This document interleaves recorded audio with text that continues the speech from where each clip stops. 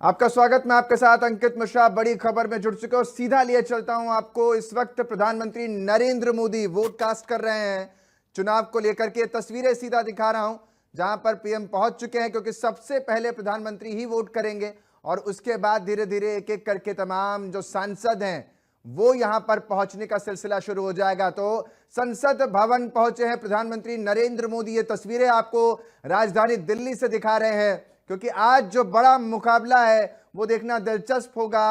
अगर अंक गणित की बात करूं तो एनडीए के पास बहुमत का आंकड़ा बड़ा जबरदस्त है और बहुमत से ज्यादा ही है।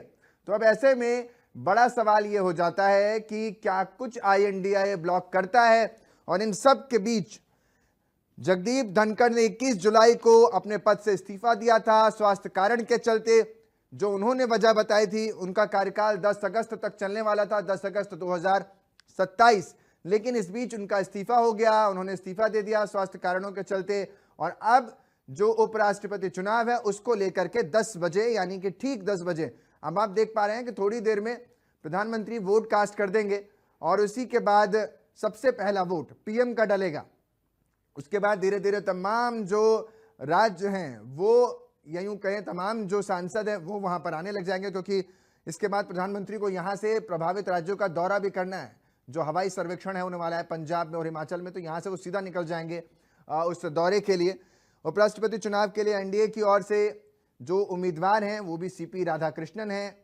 तो वहीं तमिलनाडु से ये ताल्लुक रखते, दोनों ही इस बार साउथ से हैं। अगर ये तमिलनाडु से हैं तो वैसे ही जो आईएनडीए ब्लॉक ने चुना है जिसको, सुदर्शन रेड्डी, वो भी साउथ से ही आते हैं। तो दोनों उम्मीदवारों में दमखम दिखाने का मौका आ गया, यानी दोनों ही दल, अब एक तरीके से कहें संगठन जो है कुनबे, वो कोशिश कर रहे हैं कि अपने कुनबे की जो धार है वो यहां पर दिखा सकें। और अब इन सब के बीच जो पार्टियां इसमें पार्टिसिपेशन नहीं कर रही हैं उसमें बीजेडी है और बीआरएस है। इन दोनों पार्टियों ने दूरी बना ली है और अकाली दल भी इससे दूर है। अकाली दल के अपने कुछ रीजंस हैं जिसकी वजह से उसने उपराष्ट्रपति चुनाव से पूरी तरीके से वोटिंग से दूरी बना ली है।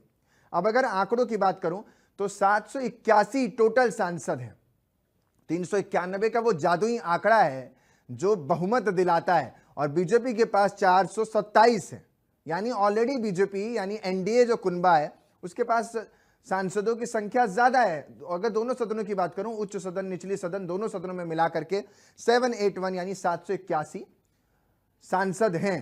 तो ऐसे में कुछ लोग जो इसमें से वोट नहीं कर रहे हैं, कुछ पार्टियां इसमें पार्टिसिपेशन नहीं कर रही हैं, बीजेडी बीआरएस, उनको भी हटाया जाएगा।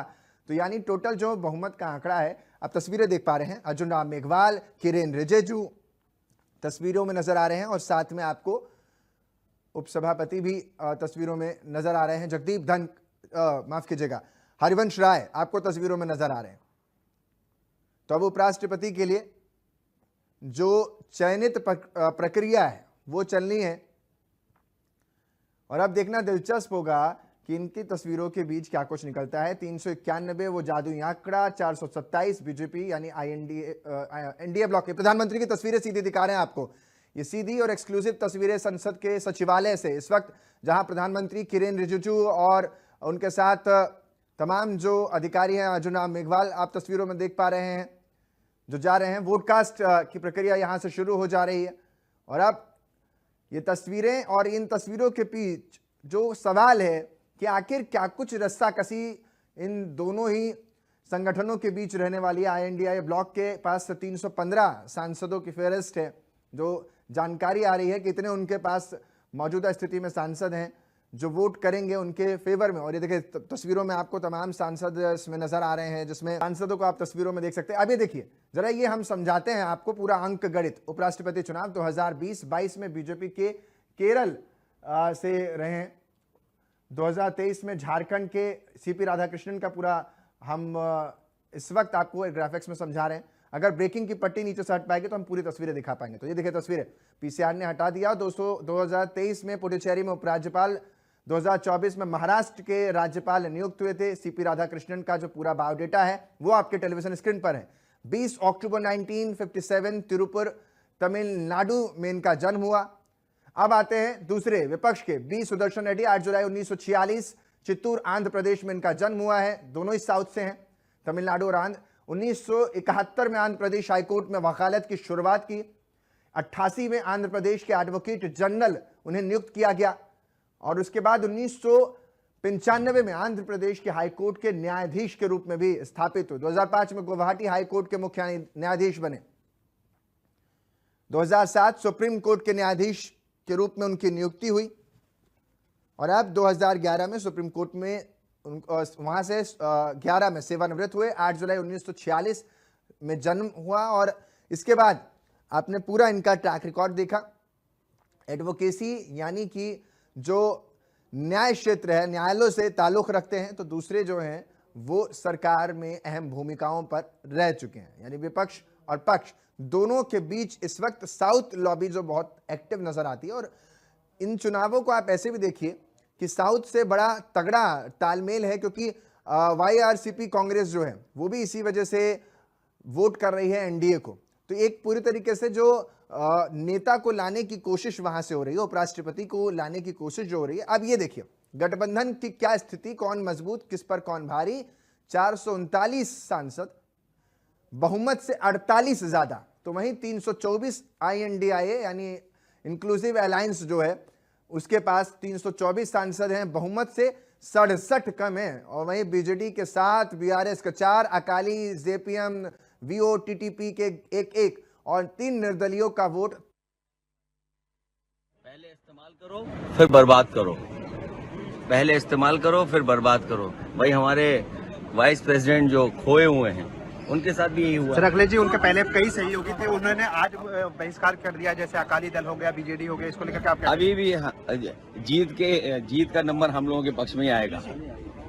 आपने सुना, कह रहे जीत का नंबर हमारे ही पक्ष में आएगा। अब कुछ तो अंकगणित उन्होंने भी लगाया होगा जिसके आधार पर उन्होंने कहा है। लेकिन जरा वो ग्राफिक दिखाइए जो हम दिखा रहे थे इससे पहले। ये तो हम उम्मीदवारों की पूरा उनका बायोडेटा दिखा रहे हैं। वो ग्राफिक दिखाइए जिसमें दोनों दलों की क्या स्थिति है, कौन कितना मजबूत है, वो हम दिखाएं। और जिस तरीके से, क्योंकि दोनों दलों के पीछे देखिए तस्वीरें आपके सामने ग्राफिक के जरिए, समझिए कि मजबूती कहां है वो आपको तस्वीरों में नजर आ रहा है। अब अखिलेश यादव किस आधार पर कह रहे हैं, उन्होंने क्या पीछे से सेटिंग की है, ये यूं कहूं कि कैसे उनको क्या कुछ पता लगा है, ये बड़ा सवाल है। लेकिन कॉन्फिडेंस होना चाहिए और ये मैंने इसी राजनेताओं से सीखा है कि जब तक हार ना जाइए तब तक बिल्कुल ना मान पाइए। तो यही वजह है कि बहुमत का आंकड़ा बीजेपी के पास साफ साफ बना हुआ है 48 ज्यादा के साथ। और इसीलिए 9:30 बजे जो अभी थोड़ी देर पहले मीटिंग हुई भारतीय जनता पार्टी और खासतौर पर एनडीए के कुनबे की, जो टी टॉक्स हुआ, उसमें ये आंकड़ा देखा गया कि हम कितने मजबूत हैं। और यही कुछ ऐसा INDIA ब्लॉक में भी आंकड़े देखने की कोशिश। लेकिन जो साउथ लॉबी है उसको खुश करना बड़ा दिलचस्प है, क्योंकि बीजेपी के पास और एनडीए कुनबे के पास अपने खुद के वोट बैंक अच्छे हैं। नॉर्थ को साधने के लिए, नॉर्थ ईस्ट को साधने के लिए किरेन रिजिजू को लगाया था,